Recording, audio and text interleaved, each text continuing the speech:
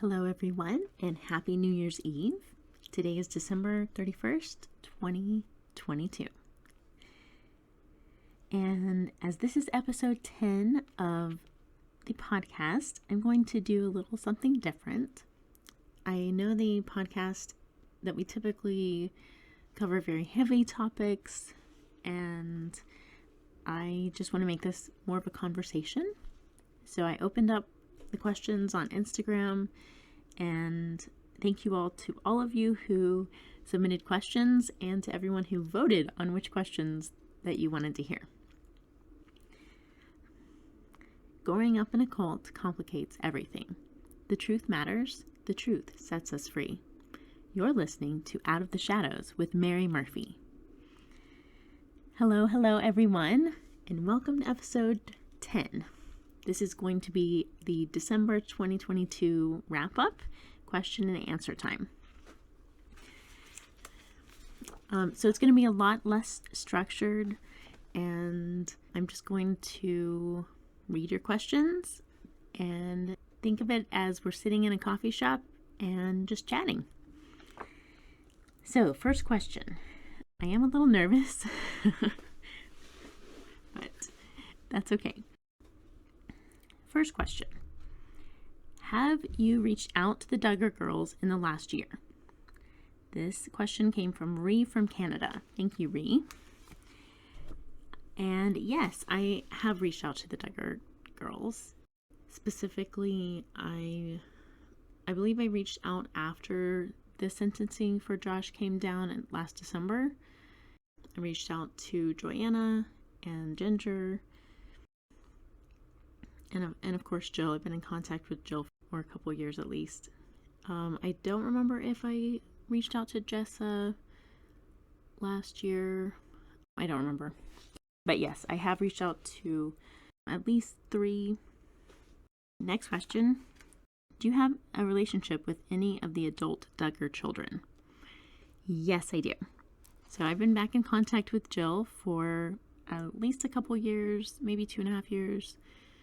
Now, I reached out to her after she and Derek posted on YouTube and publicly, stated that there was a rift between them and Jabab and Michelle. And after they shared a little bit more about that publicly, I reached out to them, and it was just so sweet to be quickly reunited and to chat on the phone, and we've seen each other since then, and I sobbed so much because I just have prayed and waited and cheered for all of them to be free. And so watching Jill and Derek move that direction and take significant steps, and I'm just so proud of them, but I'm just so grateful to be back in touch. I also am in contact with Ginger, and this came more recently, and it just was really great to reconnect with her, and we hope to see each other whenever we're in the same proximity geographically. So it's been really sweet. And let's see, the others, I would say that I ended up actually also buying a car from, I'm trying to remember, I want to say it was Jedediah, but I'm not sure. I can't remember for sure. Anyway, I bought a car from the younger Duggar men in May of 2018. I bought a car from the younger Duggar men. And so I interacted with a few of them then, and really positive interactions. And actually, Josiah was one of them, and I knew Josiah really well back when I babysat for them, was around a lot, quite a while ago. And so it was really good to reconnect with him. And he actually invited me to his wedding, which was really sweet. And it meant a lot to me. And I didn't say this to him at the moment, but I was like, oh my gosh, when your parents find out you invited me, they're not going to be happy. I did not go, though, because I was actually moving out of state, but it meant a lot to me that he invited me, and it was really good to just have a few moments to connect with him. I've seen, so I haven't, those are the extent of the interactions I've had. Oh, well, no, there's one more. The year I lived back in Arkansas, the church I attended, it turned out that it was where Ben and Jessa also attended. So that was a big surprise to me. And I was also really glad to see them branching out and forming other connections and receiving other input. We would run into each other, at church, chat briefly in those times. We never got together, like just us or anything. But yeah. So those are the extent of the interactions I've had recently. And they're all super precious to me.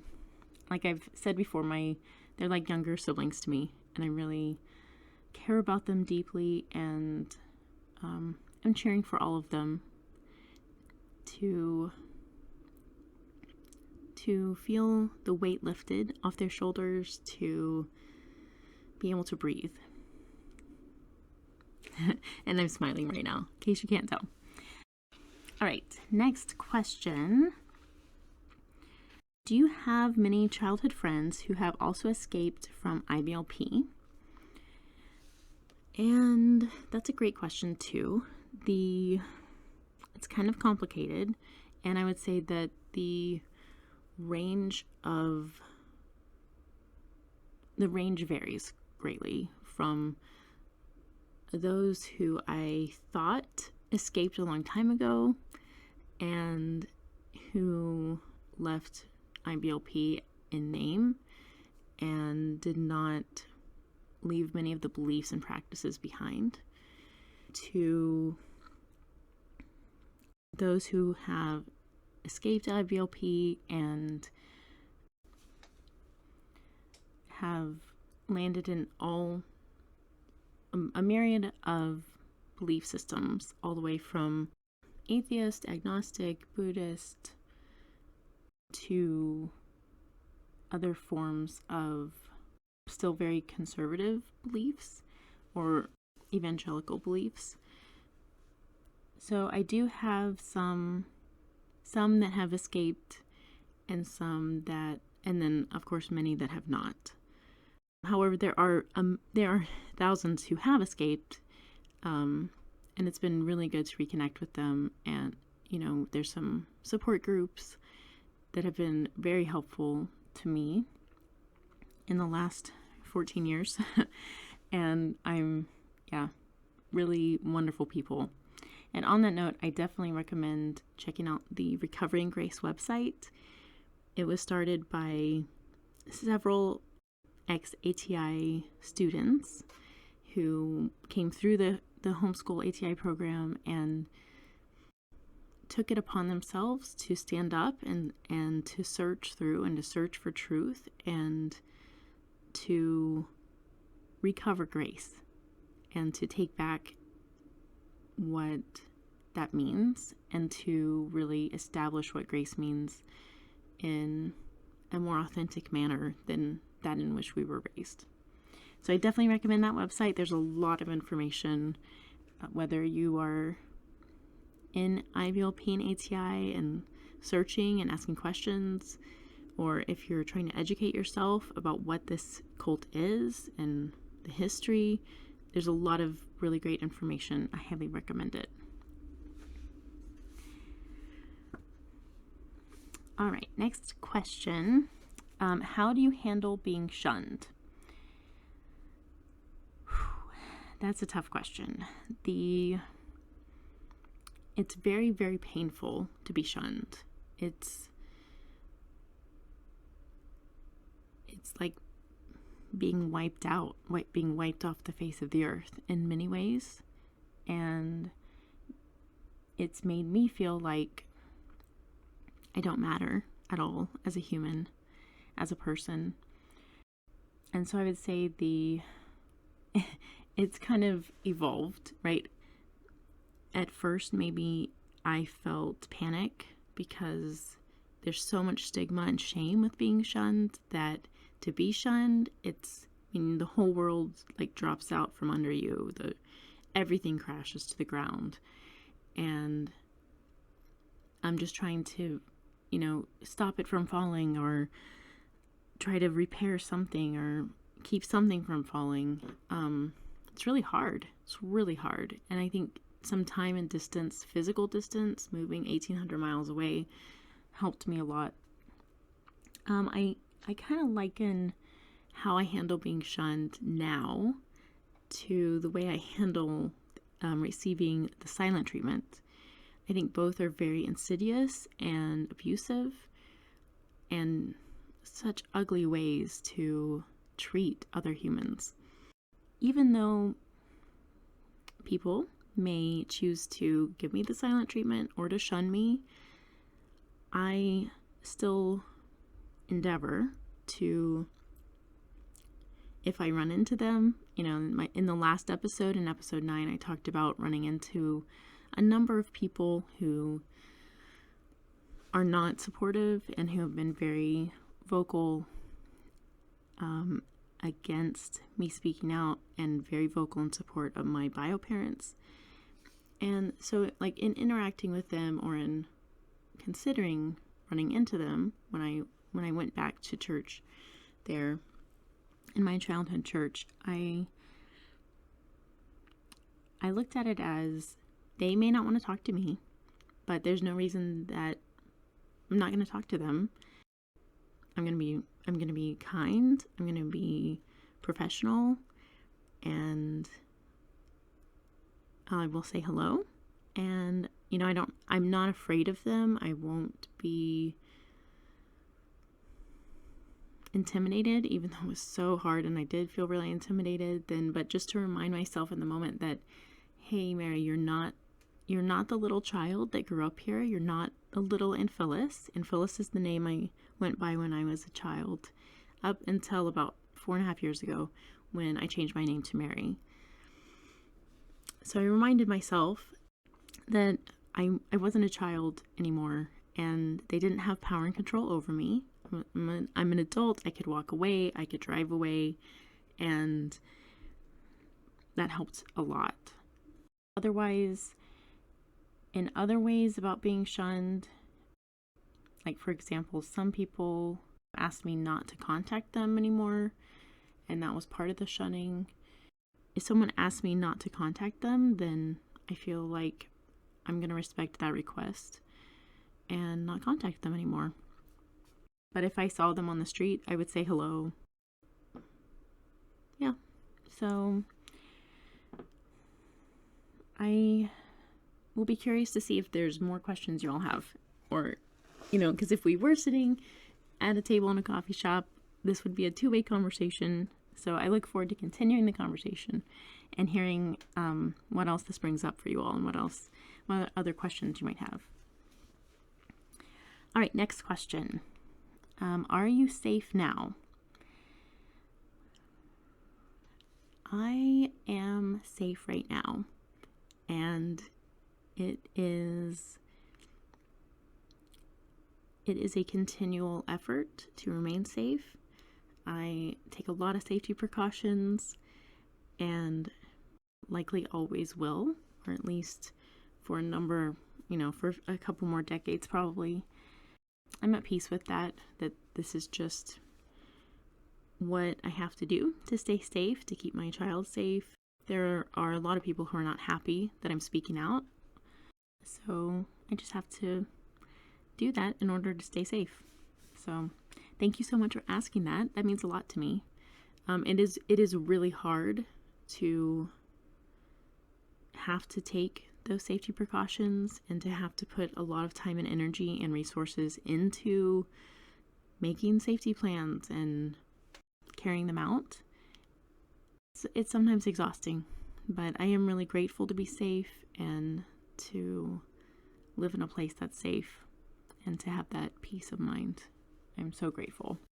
So the next question is, how do you do holidays now? Well, it varies depending on the holiday and where we are geographically. Sometimes we spend them with my sister. I have one sister, biological sister, with whom I'm very close. Sometimes we spend holidays with her. And sometimes we spend holidays with my bonus family, and I'll talk more about them sometime. Other times we spend time with our chosen family, which is comprised of really dear friends in many different places around the country and the world. And then sometimes it's me and my daughter. And so we are building our own traditions and having a lot of fun doing it.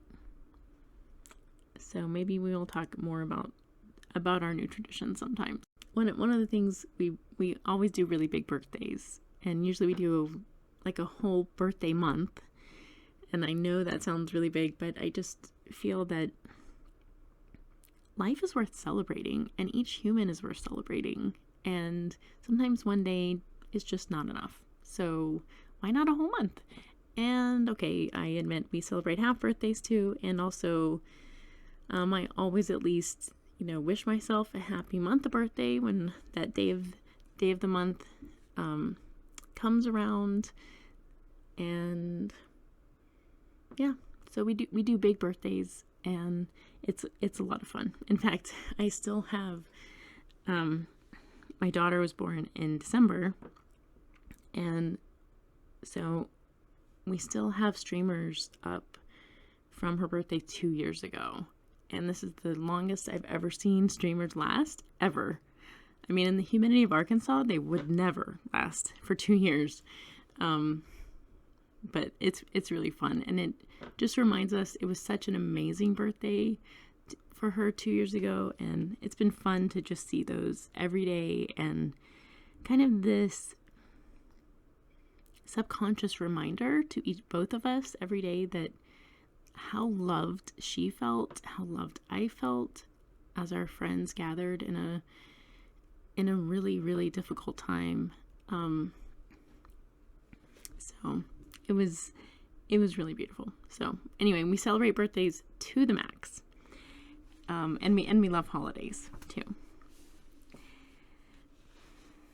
All right, next question. How do they justify disowning when that is totally opposite of the character of Jesus? That is a very good question, and I think that to answer this question, it's going to require a lot more than this episode can contain. It probably needs its own episode. I will just, like, the nutshell.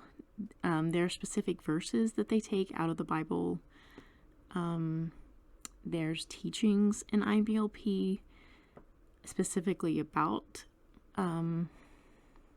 this, and they're very, very harsh and very painful. So I'm going to go ahead and move that question into its own episode, and we'll go through the teachings and talk about it, because it's a really important component. So thank you for bringing that up, and we will go over that in the next year, in 2023. And then lastly, we're running a little short on time, so we're not going to be able to do all the questions in this one. What is your goal for 2023? So I have 2 goals for 2023, and every year I try to really keep the goals to things that are achievable and realistic. And for one of the goals for 2023, I'm not in a place where I can share at this moment, and when I am, I will share with you what it is, and how it came to be. So you can look for that later next year, in 2023. And then my second goal for 2023 centers on valuing myself more, and in really tangible ways, and really taking really good care of myself. As I've mentioned, I think several episodes ago, I was very ill. I felt very ill in the summer of 2022, and it was really hard, and I was very, very ill, and it happened very suddenly, and it really drove home the reality that every day is a gift, and also I can't take care of anyone else or help anyone else unless I take care of myself first, and that I am valuable and worth taking care of, and that it's okay to make time for that and to invest in my own health. So it's been a transformative year. 2022 has been a monumental transformative year in my life on so many levels. And I definitely am still looking back on the year and processing all that's transpired, and I probably will have a lot to say about that someday. But yeah, those are my two main goals for 2023. I have other small goals, but they center in those two large ones. So thanks for having this chat with me, and I really look forward to hearing what your goals are for 2023, and also continuing the conversation from today with any other thoughts that you have or any other questions. I'm considering making one episode a month that would be more of this question and answer time, or maybe discussing things that have come up in the month that I don't want to do an entire episode on, or things that you all want to hear of from that month, kind of thing. So please let me know your thoughts if that's something that you'd be interested in. And if you have more questions, please send them to me. You can send them to me through Instagram or through my website, outoftheshadowswithmarymurphy.com. You can find me on Instagram at outoftheshadowswithmarymurphy. Please subscribe and turn on notifications, and drop me a comment or like this video if it's on YouTube. I really enjoy interacting with you all and hearing your stories and connecting. Thanks so much for being here. Thanks for spending a few minutes with me. Thanks for caring about truth.